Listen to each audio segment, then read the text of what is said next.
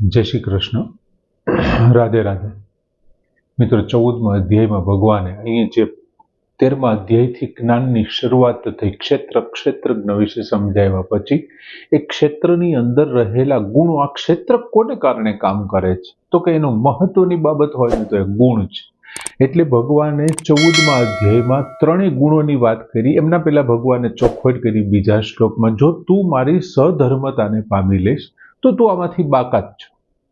બાકી આ ત્રણેય ગુણો, સત્વ, રજસ અને તમસ, એમનું સ્વરૂપ, બંધન, એમનું વિજય, એ બધું સમજાવ્યું. અને પછી ભગવાને 14મા શ્લોકમાં સત્વગુણ વિશેની વાત કરી કે જો સત્વગુણ વધી જાય અને કોઈ વ્યક્તિ મૃત્યુ પામે તો એમની સ્થિતિ શું થાય, તો કે અમલાન લોકાન જાય. તે ઉત્તમ કર્મ કરનારા જે વ્યક્તિઓ જે લોકની અંદર નિર્મળ લોક જે છે ત્યાં તેઓ નિવાસ કરે અથવા ત્યાં તેઓ જાય છે. અને પછી બીજી શું વાત કરી રજસ અને તમસની, તો કે ભાઈ જો રજો ગુણ વધી ગયો હોય તો એ પછી કર્મસંગી મનુષ્ય યોનિઓમાં પાછો જન્મ લે છે, અને તમો ગુણ વધી ગયો હોય તો એ મૂઢ યોનિઓમાં જન્મ લે છે. આમ સત્વ, રજસ અને તમસની ચર્ચા કર્યા પછી ભગવાન 16મા શ્લોકમાં એવું કહે છે કે હવે આ ત્રણેય ગુણો છે એમને આધારે કર્મોની શું સ્થિતિ છે. કોઈ માણસમાં સત્વ ગુણ વધી ગયો છે તો એમના કર્મોનું ફળ, કોઈ રજોગુણ વધી ગયો છે તો એમના, તમોગુણ વધી ગયો છે એમને. એમાં 16મા શ્લોકમાં વર્ણન કરતા ભગવાન કહે છે કે કર્મણઃ સુકૃતસ્ય આહુ સાત્વિકમ નિર્મલમ ફલમ રજસઃ તુ ફલમ દુઃખમ અજ્ઞાનમ તમસઃ ફલમ. પછી છેલ્લે આપણે આહુ શબ્દ લઈ લઈ. કહ્યું છે જે વિવેકી માણસો છે, વિવેકી પુરુષો છે, જેમણે સાચા અર્થમાં ભગવાનની આ સૃષ્ટિને ઓળખી શક્યા છે, એવા લોકોની વિશે વાત કરતા ભગવાન અર્જુનને કહે છે કે ભાઈ વિવેકી માણસોનું એવું માનવું છે કે સુકૃતસ્ય કર્મણઃ ફલમ સાત્વિકમ નિર્મલમ આહુ. સુકૃતસ્ય સારા કર્મો, શ્રેષ્ઠ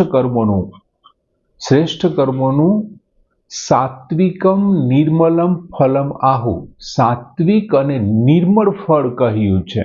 વિવેકી માણસોએ સુકૃતસ્ય કર્મણઃ, શ્રેષ્ઠ કર્મોનું સાત્વિકમ નિર્મલમ ફલમ આહુ, સાત્વિક અને નિર્મળ ફળ કહ્યું છે. જ્યારે રજસઃ તુ ફલમ દુઃખમ, પરંતુ રજસ, રાજસ કર્મનું ફળ દુઃખમ એટલે દુઃખ કહ્યું છે. રાજસ કર્મનું ફળ દુઃખ કહ્યું છે. અને તમસઃ ફલમ, તમસ કર્મનું ફળ અજ્ઞાનમ, અજ્ઞાન, મૂઢતા કહ્યું છે. અજ્ઞાન અથવા મૂઢતા કહ્યું છે. શ્રેષ્ઠ કર્મોનું ફળ સાત્વિક નિર્મળ છે, રાજસ કર્મનું ફળ છે એ દુઃખ કીધું છે, અને તમસ કર્મનું ફળ છે એ મૂઢતા અથવા તો અજ્ઞાન કીધું છે. હવે ખરેખર આપણે વાસ્તવમાં જોવા જઈએ ને તો કોઈ કર્મો છે ને એ સાત્વિક, રાજસી કે તામસી હોતા જ નથી. કેમ કે કર્મો કેવા છે, તો કે કર્મ તો ક્રિયા માત્ર હોય છે. કર્મો છે એ ક્રિયા માત્ર, એ સાત્વિક, રાજસી કે તામસી. પણ કર્તા છે ને એ સાત્વિક હોઈ શકે, રાજસી હોઈ શકે અને તામસી. કોઈ કર્તા સાત્વિક છે એ જે કર્મ કરશે ને એ કર્મ પણ સાત્વિક હશે. કોઈ કરતા રાજસી છે એ જે કર્મ કરશે તો એ કર્મ રાજસી ગણાશે. કોઈ કરતા તામસી છે તો એ જે કંઈ કર્મો કરશે એ તામસી થઈ જશે. ટૂંકમાં કર્મ છે ને એ કર્તાનું સ્વરૂપ છે. જેવો કર્તા છે, જેવું એ કામ કરે છે, સાત્વિક કર્તા છે તો સાત્વિક કર્મ છે. બાકી કર્મો કોઈ દિવસ સાત્વિક, એ તો માત્ર ક્રિયા માત્ર હોય છે. હવે ભગવાને પહેલા શું કીધું, તો કે સુકૃતસ્ય કર્મણઃ સાત્વિકમ નિર્મલમ ફલમ આહુ. જે સારા કર્મો છે, શ્રેષ્ઠ કર્મો છે, એમનું ફળ કેવું છે, તો કે સાત્વિક અને નિર્મળ કહ્યું છે. હવે સત્વગુણનું સ્વરૂપ કેવું છે, આમની પહેલાના શ્લોકમાં આપણે જોયું તો કે સત્વગુણ છે કેવો છે, તો કે નિર્મળ છે, સ્વચ્છ છે અને નિર્વિકાર છે. તેથી સત્વગુણનું સ્વરૂપ જેવું છે, નિર્મળ, સ્વચ્છ અને નિર્વિકાર. તો કોઈ માણસમાં સત્વગુણ છે, સત્વગુણી છે, એમનો અર્થ એવો કે એમની અંદર સત્વગુણ વધેલું છે. તો એ સત્વગુણી જે કંઈ કર્મ કરે છે એ કેવું થશે, તો કે એ કેવું થશે? તો કે એ સાત્વિક થશે. કોઈ પાઇપની અંદર પાણી ભરેલું છે અને તમે નળ ખોલશો તો શું નીકળશે? તો કે પાણી નીકળશે. કોઈ પાઇપની અંદર તેલ ભરેલું છે, નળ ખોલશો તો શું નીકળશે? તો તેલ નીકળશે. એમ આપણું શરીર જે આપણું છે એમની અંદર સત્વ ગુણ ભરેલો છે, તો હું જે કંઈ કર્મ કરીશ એ કેવા બનશે? તો કે સાત્વિક બની જશે. કેમ કે કર્મ છે એ કર્તાનું શું છે? તો કે સ્વરૂપ છે. તેથી તે કર્મની પરિસ્થિતિ પણ કેવી થઈ જશે? તો કે સાત્વિક થઈ જશે અને નિર્મળ થઈ જશે. હવે સાત્વિક અને નિર્મળ પરિસ્થિતિ બની જશે. શું કામ? કેમ કે કર્મ કરવા વાળો કર્તા છે કેવો છે? તો કે સાત્વિક છે. હવે માની લ્યો કે ફળેચ્છા રહિત થઈ કોઈ પણ જાતના ફળની ઈચ્છા રાખ્યા વિના જો કર્મ કરવા છતાં તમે કોઈ વ્યક્તિ ગુણ સાથે સંબંધ રાખે કે ભાઈ હું સાત્વિક છું, હું રાજસી છું, હું તામસી છું, ફળની ઈચ્છા નથી કે આમાંથી આમ થાય તેમ થાય એવી કોઈ ઈચ્છા, પણ ગુણ સાથે સંબંધ હોવાથી સાત્વિક કર્તાની સંજ્ઞા થઈ જાય છે એનામાં. શું કામે? તો કે એમને ગુણ સાથે સંબંધ છે એટલા માટે સાત્વિક કર્મની સંજ્ઞા. અને કર્મોનું ફળ છે એ પણ કેવું બનશે? તો કે સાત્વિક. હવે માની લ્યો કે ગુણ સાથે સંબંધ વિચ્છેદ થઈ ગયો, કોઈ વ્યક્તિ ગુણાતીત થઈ ગયો, તો વિચ્છેદ થતા શું થશે? તો કે સાત્વિક કર્તાની સંજ્ઞા નથી બનતી, તે એનું કર્મ છે એ કેવું થઈ જશે? તો કે અકર્મ થઈ જશે. આપણે કર્મ, અકર્મ અને વિકર્મ વિશે જાણ્યું હતું. જ્યારે કોઈ વ્યક્તિ ગુણ સાથે વિચ્છેદ કરી નાખે, એમની સાથેનો સંબંધ વિચ્છેદ થઈ જાય અને પછી જો કોઈ કર્મ કરે તો એ સાત્વિક સંજ્ઞા એમને લાગુ નહીં પડે. એ કેવો થઈ જશે? તો કે એમનું કર્મ છે ને વિકર્મ થઈ જશે. શું કામ? કેમ કે ગુણો સાથેનો સંબંધ તોડી નાખ્યો. ગુણ એ છેલ્લું કારણ છે. આપણે આમની પહેલા પણ જોયું હતું. પછી ભગવાન શું કહે છે કે રજસઃ તુ ફલમ દુઃખમ.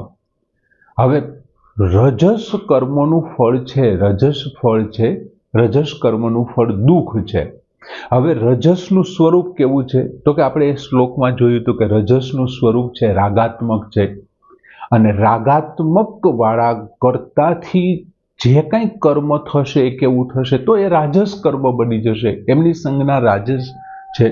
તેનું ફળ કેવું હશે? તો કે એનું ફળ છે રાજસ છે એટલે ભોગ હશે, વિવિધ પ્રકારના ભોગ માટે. કાં પછી કોઈ પદાર્થનું એમને સુખ મળશે, ગાડી છે, બંગલો છે, કોઈ વસ્તુ છે, એમનું સુખ મળશે. એ નહીં હોય તો શરીરના સુખ, આરામ.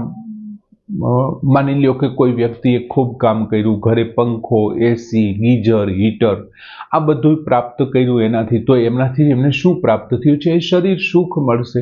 એ પણ એક ભોગ જ છે.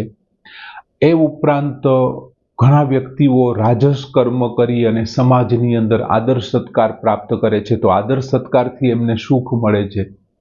એ ઉપરાંત બહુ સારી રીતે કર્મ કરી અને એ શું કહીએ છીએ આપણે, ધર્મનું ધ્યાન રાખી અને સ્વર્ગની પ્રાપ્તિ કરે છે, તો સ્વર્ગનું સુખ છે ત્યાંના ભોગ માટે એમણે કર્યું છે. પણ આ બધા જે સંબંધજન્ય સુખ છે, પદાર્થ સાથે સંબંધ થયો અને સુખ મળ્યું, એસી હોય, ટીવી હોય, કમ્પ્યુટર હોય, એમની સાથે મારો સંબંધ ને એમનાથી હું રાજી થયો. શરીર માટે વિવિધ પ્રકારની આરામદાયક પથારીઓ, ઓઢવા માટેનું આ તે, એમને કારણે આદર સત્કાર પ્રાપ્ત. આ બધા જે સંબંધજન્ય સુખ છે ને અંતિમ કેવા છે? તો કે દુઃખનું કારણ છે. કેમ કે એસી બંધ થશે, ખોટકાઈ જશે, લાઇટ વહી જશે, પંખામાં, પલંગમાં કંઈ ખરાબી થશે, તો એ દુઃખ આપશે અને આપશે. એ દુઃખજન્ય છે. ભગવાને 5મા અધ્યાયના 22મા શ્લોકમાં પણ એક બહુ સારી ચોખવટ કરી હતી કે યે હિ સંસ્પર્શજા ભોગા દુઃખ યોનિયઃ એવ તે. આ બધા જે સ્પર્શ કરવા વાળા, સંબંધ બાંધવા વાળા, સંબંધજન્ય સુખ છે તે જન્મ મરણને આપવા વાળા છે. એમનાથી નવો જન્મ મરણ. આથી ભગવાને રાજસનું ફળ કેવું કીધું? દુઃખ કીધું. કેમ કે સ્વર્ગમાંથી પણ દુઃખ જ પ્રાપ્ત થવાનું છે એમને છોડીને આવતી વખતે.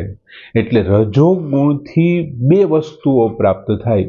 એક પાપ પ્રાપ્ત થાય અને બીજું દુઃખ પ્રાપ્ત થાય. વર્તમાનમાં રજોગુણના સુખ ભોગવવા માટે વિવિધ પ્રકારના પાપ કરે છે અને પછી એ દુઃખ ભોગવે છે.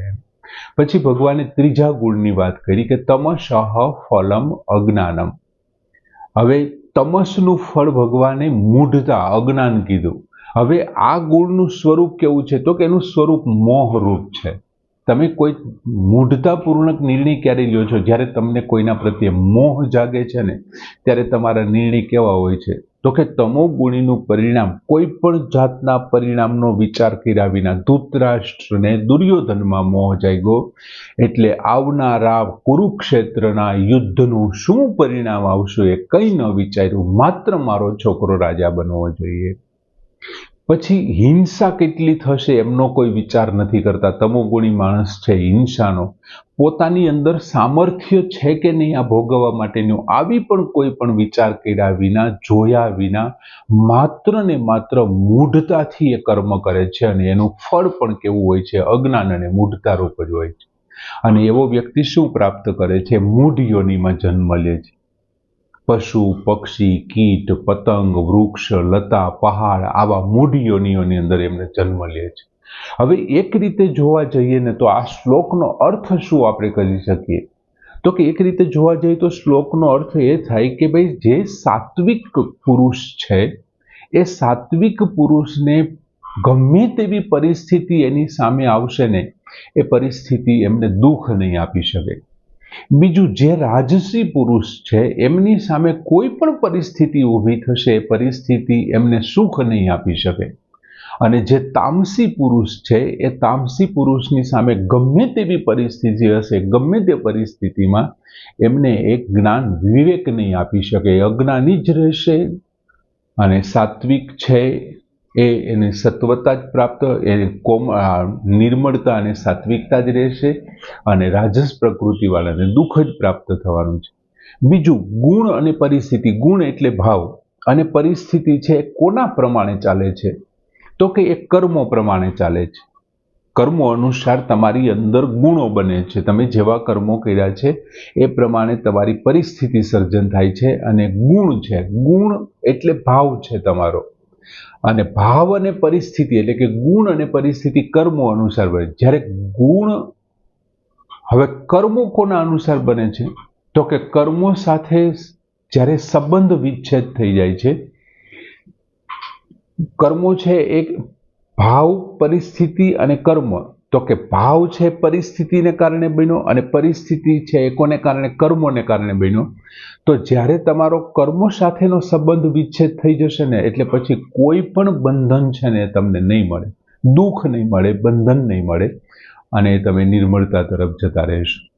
હવે ટૂંકમાં ખરેખર તો જન્મ થવામાં મહત્વની બાબત કઈ છે? તો ભગવાને કીધું હતું કે જન્મ થવા માટે મહત્વની બાબત છે કે આગલો જન્મ તમારો ક્યાં થવાનો?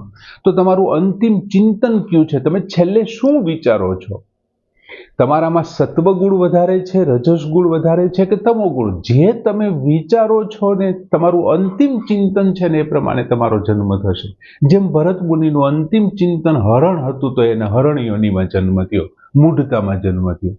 તેના મૂળમાં શું રહેલું છે? આ ચિંતનના મૂળમાં તો કે ગુણોની વૃદ્ધિ. તમે ગમે એમ કરીને તમારા ગુણો વધારો, સત્વગુણ વધારો તો અંતિમ ક્ષણે તમને સત્વગુણના જ વિચાર આવશે, બાકી નહીં આવે. અને તે કોના આધારે થાય? ગુણોની વૃદ્ધિ કોના આધારે થાય? તો કે કર્મને આધારે. સારા કર્મ કરો એટલે તમારા ગુણ સારા થશે અને સારા ગુણ થશે તો વૃત્તિ સારી થશે. આમ અંતિમ ક્ષણ માટે જરૂરી છે કે આ ત્રણેય બાબત, એક તો ગુણ જરૂરી છે, પછી કર્મો જરૂરી છે અને ચિંતન એ આગલા જન્મ માટે જરૂરી. ખૂબ સરસ મજાનો શ્લોક ભગવાને રજૂ કર્યો કે કર્મણઃ સુકૃતસ્ય આહુ સાત્વિકમ નિર્મલમ ફલમ રજસઃ તુ ફલમ દુઃખમ અજ્ઞાનમ તમસઃ ફલમ. પૂર્ણ કરી. જય શ્રી